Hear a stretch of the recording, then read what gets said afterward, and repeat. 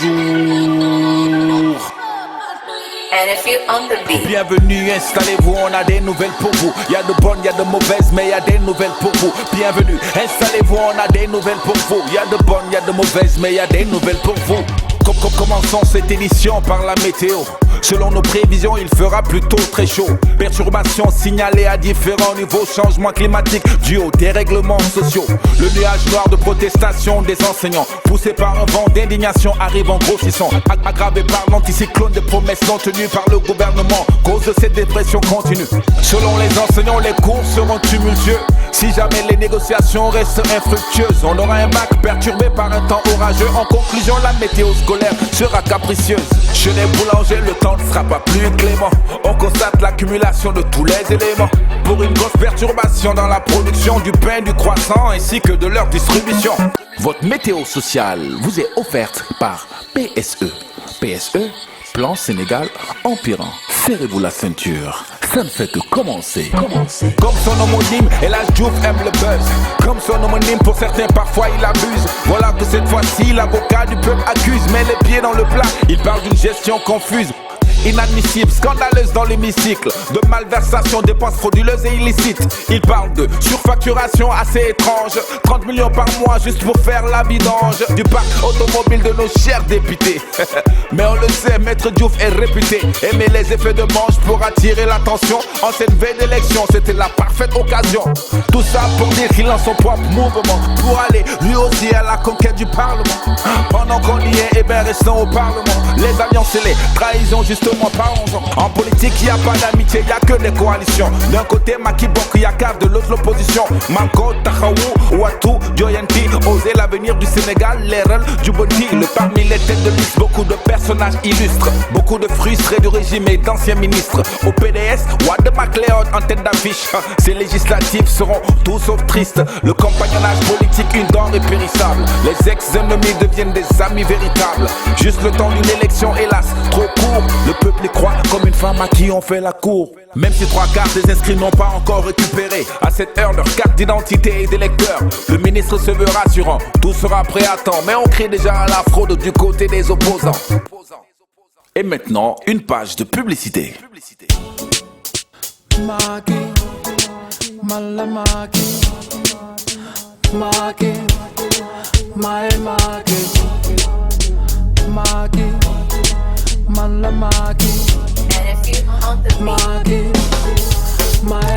Hey, xoolaat ma kaw ba suuf maa leen ëpp doole fuuf bu ma kenn jaawale ak Diouf wala borom del be Rimka ku ma mën a tëj nga ne kii la Khalifa du si justice bi ci man mi la xoolal jeel yi ni ñu feesee te duma Yaya Jammeh damay tëj mag di tëj xaale man ku ma ñeme défier maa gagné référendum opposant yëpp la bom ñooy crayon may gom 2019 Macky mooy borom et yow Sénégalais sama tunnel yi neex na la yeah sama péage bi neex na la wow sama téeméer bi neex na la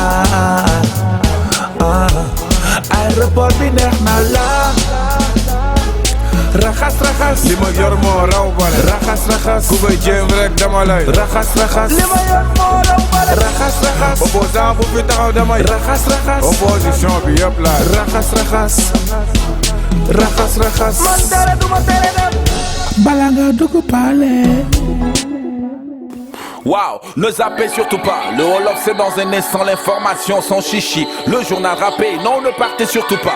Le Wolof c'est dans un moment, la vraie info c'est ici. Le journal rappé. jage si leen déglu leen am nañ xibaar indil leen yi neex ya naqari waaye léppay jëm ci yéen jage si leen déglu leen am nañ xibaar indil leen yi neex ya naqari waaye léppay jëm ci yéen waxi El Hadji Diouf ba jar na dóor sa doom maître El Hadji Diouf wax suba weddi ko ngoon waxi El Hadji Diouf saf ne ma si arom mais est-ce que El Hadji Diouf sax ànd nag sagom waxati na nag assemblée nationale jiñ càcc ci vidange auto député yi génney kayit di wane surfacturation xaalis bu ne mayit ne weer wu ne fanweeri million lañ ciy suuxal muy ñetti téeméer ak juróom benn yu ñu luubal at mu ne te ay preuve am leer nañu naññ ci gàttal dafa bàyyi mandat bi jeex soog di ŋàññ maître dafay coow rek mel na ni dafay xànj gannaaw ñu ngi waxi assemblée nañ fa des ak woote yi di ñëw juillet bi ñu war a yeesal ndawal askan wi ci la ñu leen dee fal dooragul waaye mel na ni campagne bi ren day dal ña ngay reyanteeti de manigance su dans su waroon te xëccoo xeex dóor gaañu saaga violence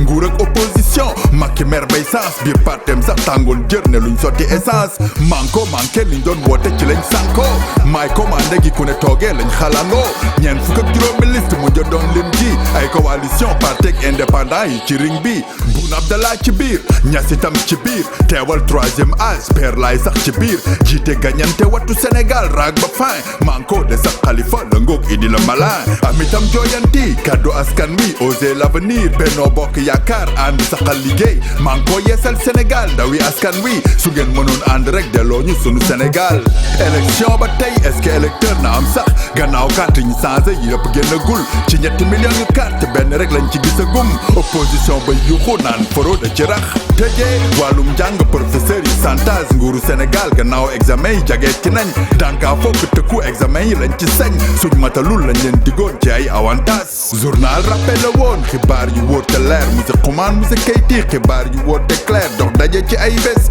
xibaar yu wóor te leer filig booba ñu ngi taataani xibaar yu wóor te clair ñoo ngi ñëw di get down ñoo ngi ñëw di get down xabaar yu leer ñoo ngi ñëw di get down ñoo ngi ñëw di get down xabaar yu clair